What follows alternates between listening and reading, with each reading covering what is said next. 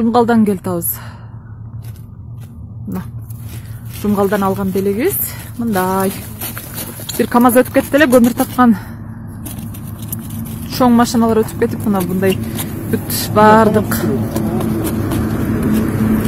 айнектерине баарына жаба коюп, баткактын баарын жолу ушунча эзилип атыптыр.